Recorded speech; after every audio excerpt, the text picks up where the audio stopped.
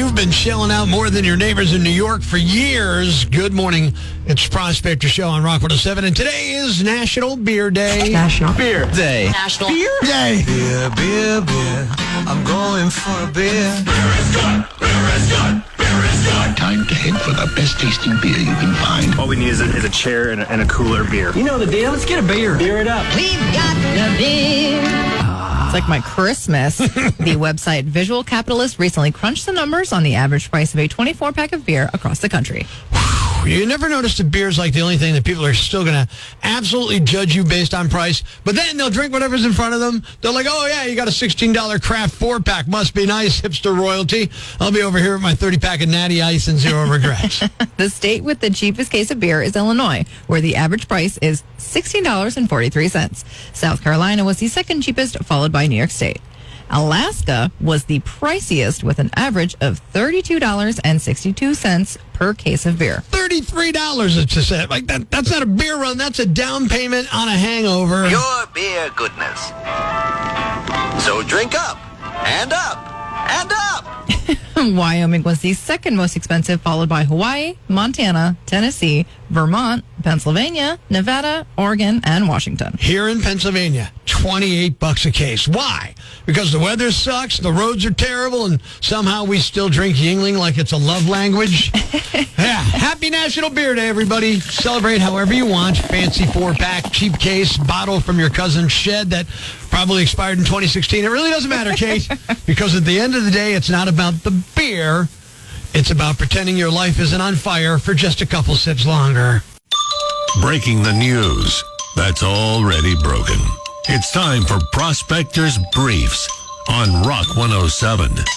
The stock market had its biggest two-day drop in history, but it still wasn't as big a bomb as Snow White. A Nevada man caught with tigers on his property says they're service animals. The service was reminding him that Frosted Flakes are great. The NCAA championship is tonight. My money's on Florida, or at least it would be if I hadn't lost it all in the stock market. Prospector ruins everything, even the news. Tune in tomorrow for Prospector's Briefs on Rock 107. We all have a set of guiding principles, the preconceptions and generalizations regarding fundamental issues of one's life and of the entire world. No matter where we go, no matter what we do, we tend never to abandon our beliefs. These are things Prospector believes on Rock 107.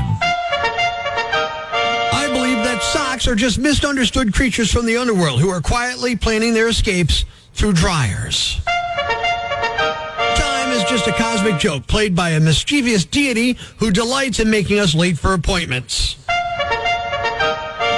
And I believe the true meaning of life can be found at the bottom of a can of alphabet soup, where every slurp reveals a philosophical nugget of wisdom, if only we're brave enough to swallow it whole.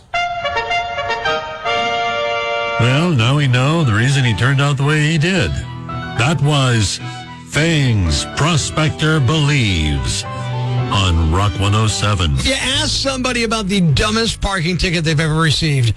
Oh, you're bound to hear stories. But this one probably has everyone beat. It's a Prospector Show on Rock 107. Good morning, I'm Prospector. Good morning, I'm Kate. A man in Montreal is fighting a parking ticket that his daughter got in front of their home on April 1st. It's so bad, it should be an April Fool's Day prank. Early in the morning, the city installed signage for a brand new bus stop in front of the man's house. The sign is actually in his front lawn. The crew finished up at about 7:55 a.m. It's amazing. You put up a sign, 7:55 a.m. These people are sleeping. They're just trying to get through their day.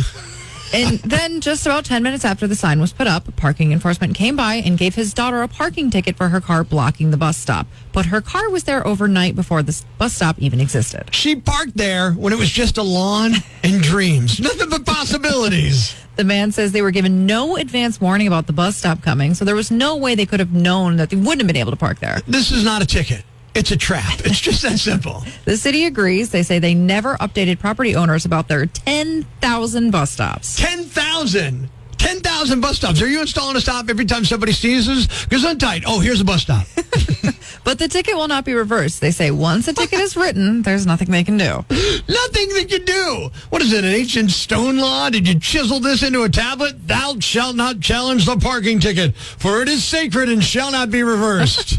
The man is contesting this madness, but he's annoyed that he has to spend any time and energy on something so stupid. So now this poor guy's got to go to court, explain that the car was there before the sign was even thought of. He's got to be walking in going like, hey, look, Your Honor, I'm not a time traveler. I'm not Doctor Who or anything like that. I didn't go somehow back my car into the future and park illegally.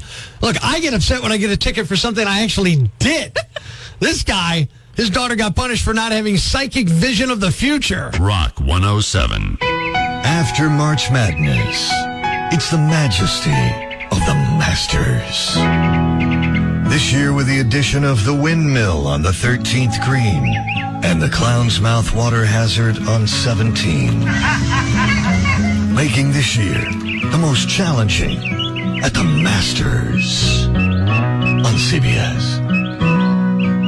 It's time to have a little fun on the phones. Good morning. I'm Rock 107's Prospector. Got a message from a guy named Chuck who works at a muffler shop, and he said, hey, look, we get wrong numbers all the time, and sometimes it's hard to keep our patience. I'm just wondering if you could prank call the shop and, play with that. So I came up with this idea that I was going to ask for Steve, and I checked for Chuck, and I said, does anybody named Steve work there? And he's like, no. I'm like, perfect. I got an idea. So I called and kept asking for Steve, even though I know he didn't work there. It's another Prospector prank call on Rock 107. Yeah, hi, I'm calling for Steve. I think you have the wrong number. There's no Steve here.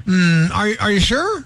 Yes, sir. I'm sure there's no Steve here. Really? There's no Steve there. Are you 100% sure? Because I'm pretty sure I don't have the wrong number. I would know if Steve works here. Can you just ask real quick? There's no Steve. You have the wrong number. Have a good day. Oh, whoa, bro. What's your problem?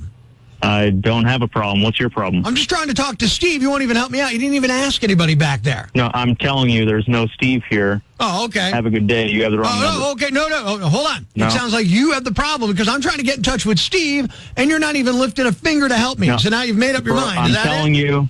No, I'm telling you there is no Steve here. What's your problem, bro? What's your problem? Bro, I have a problem.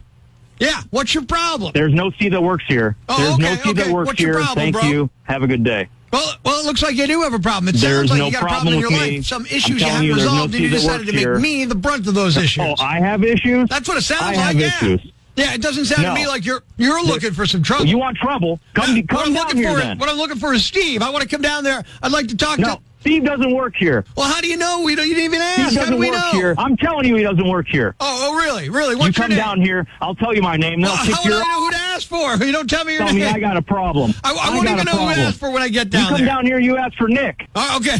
Nick. Oh, now it's funny. Come down here and laugh. Nick. What? Look, I know there's no Steve there. Is there a Chuck there? Yes, who is this? I'm Prospector. It's not real, man. I know there's no Steve there. This is a prank call. It's a Prospector prank call. Okay. Chuck put us up to it. He said we can get you worked up because you guys get wrong numbers all the time and nobody has patience for it. All right. Yeah, you're on Rock 107 right now, man. Yeah, you got me. Thanks, Chuck.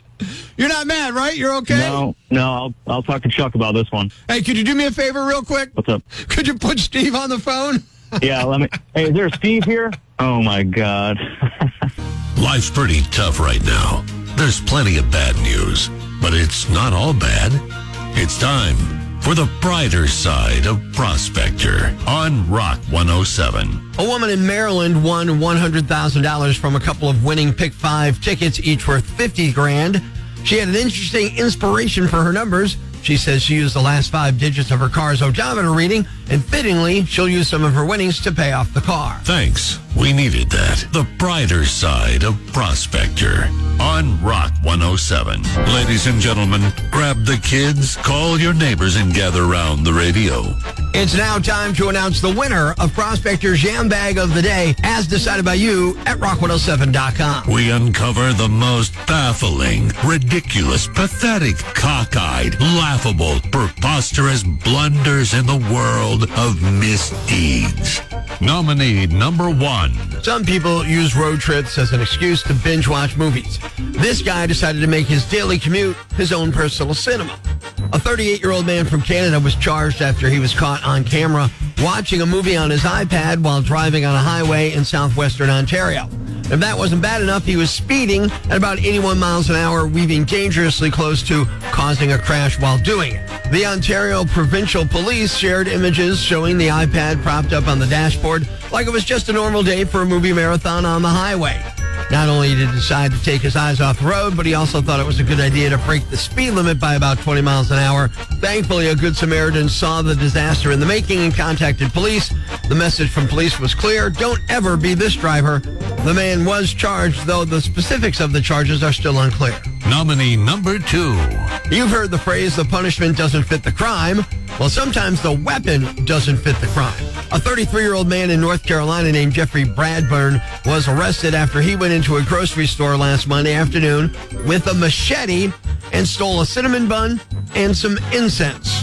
The store called police and they tracked him down while he was eating the cinnamon bun. It's unclear if he used the machete to cut that in half first. Jeffrey was charged with robbery with a dangerous weapon, shoplifting, and possession of drug paraphernalia. He's being held on $50,000 bond. And the winner is the driver who was caught watching a movie on his iPad while speeding on the highway.